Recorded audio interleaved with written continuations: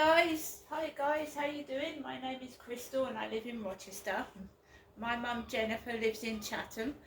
Right guys, so it is a Friday morning, and if that was supposed to make me angry, what has happened so far, well, you've not done a good job, have you? So it's 2 minutes past 11, and we've had a voicemail, so let's listen to that, shall we? Call voicemail.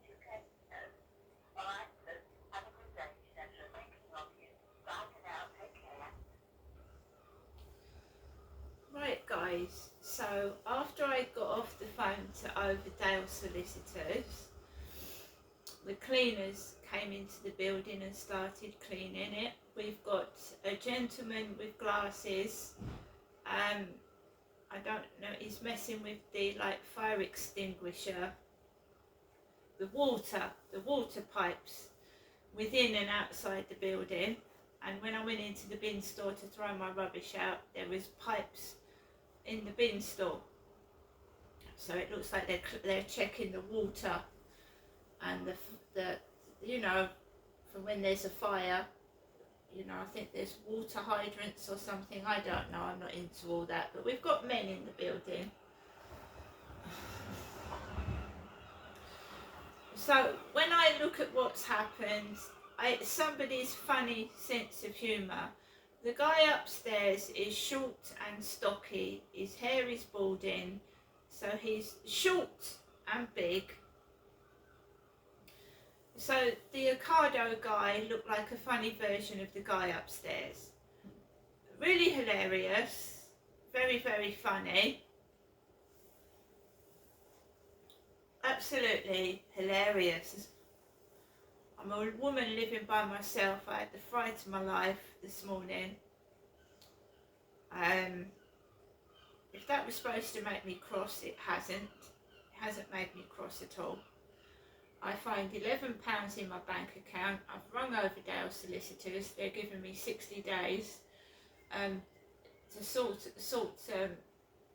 get in touch with Step Change and sort something out. But they can see that I haven't got money to cover that £50 a month. They can see that.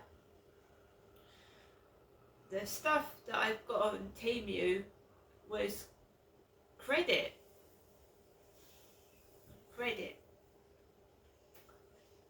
So that's going to get me into trouble with other bills, obviously, because that £80 was in my bank account to pay bills with. So that's going to get me into trouble with other bills. I'm going to get into debt with another bill now. So fantastic, wonderful. So after the cleaners left the building, there was a woman dressed up like my black coat. So I'll show you it. They dressed an old lady. She came out of the building this morning. So they dressed an old lady in this coat. And she was walking up the road with a walking stick. Right?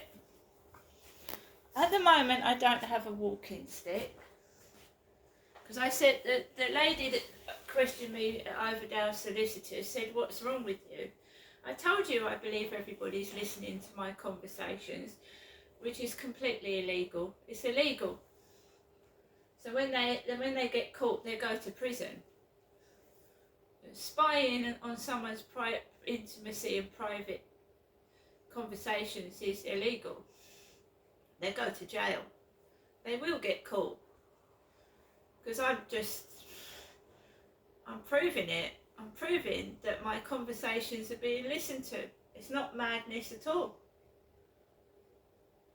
The girl was asking me, who are you going to call? When are you going to call them? I don't know. I don't know. But, so after the cleaners left the building, I left the building. Threw a big bag of rubbish out. There was a guy seeing to the firebox. I walked past that.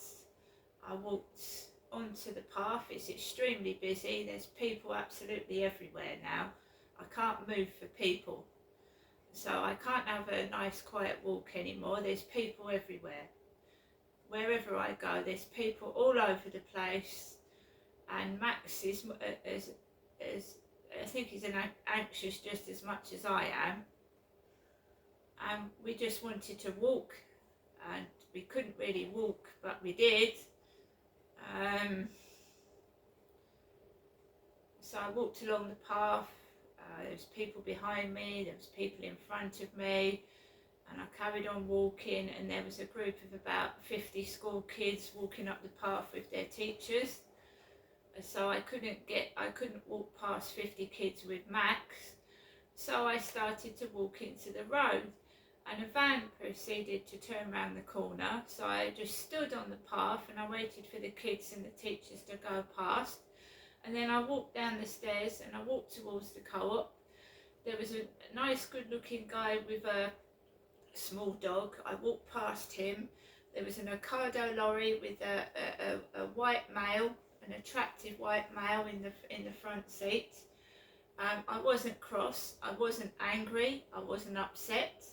I am being sexually tortured, I'm being emotionally tortured, I'm being isolated, and I'm being made fun of.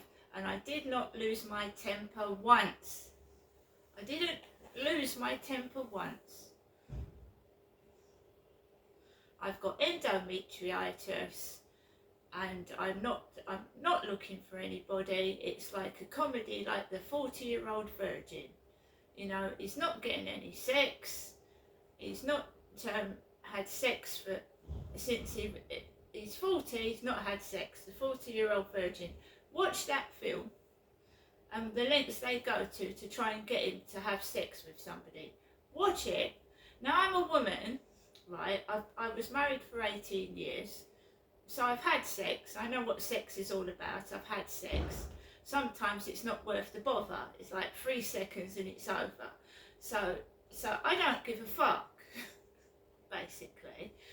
But they send me an Ocado guy, right, that looks like my neighbour upstairs, but he's black. He's got big ears, and he looks like he could give me a big thump, right? So I walk out the building. There's an attractive white guy in the Ocado delivery lorry smiling, right? It's all done to make me cross and angry. And I think anybody else would lose their mind and get extremely cross what I'm going through. I think they bloody well would. But I'm not a hooker, right? So we have the black-haired guy going up Corey's Road on the bicycle. That looks like him upstairs but younger.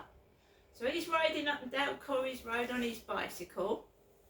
We get a funny guy that's supposed to resemble the man upstairs, short and stocky but a different colour, knocking on my door this morning, right? Replicas of his cars coming up and down the road, the Ford Mondeo that he's obviously got rid of and he doesn't drive anymore. And no, I'm not a bloody hooker.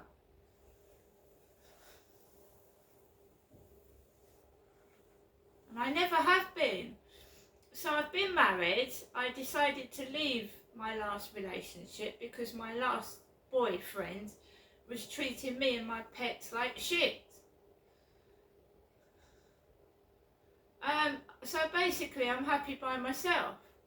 So whatever you throw at me like that, go ahead, you ain't torturing me, because I'm not looking for anyone anyway. Sex is overrated, and when it's thrown in your face 24/7, it's boring. Boring. And they sent that fucking toothless, smelly, old tramp to me on the field, and I refused to be treated in that manner. And why was he called Charlie? Why did they send somebody dirty and smelly on the field to me called Charlie? Because it's all to do with the royal family, isn't it? It's funny. Do you know the rent collector up in Gloucestershire that kept pressurising me for rent at my previous address, and it was being paid, was called Mark Phillips. And Mark Phillips was Princess Anne's husband. But the Mark Phillips they sent to my door was a coloured man, knocking on my door in Gloucestershire demanding rent that I'd already paid. So it's either the royals or someone's got a sense of humour involving royalty. Because Mark Phillips was Princess Anne's husband. So they sent Mark Phillips to my front door, and he was a black man demanding rent that I'd already paid for. So they sent Charlie to me on the field. Charlie. And at one of my old workplaces, they called me Fergie. And remember that Andrews lorry was down there the other day? Blue lorry with Andrews all over it. Well, I was called Fergie at GC Avionics in 1985. Fergie, because I had copper-coloured hair, and Sarah Ferguson always used to wear a bow in the back of her hair. And I did it. They said you look the spitting image of Sarah Ferguson. My workplace did.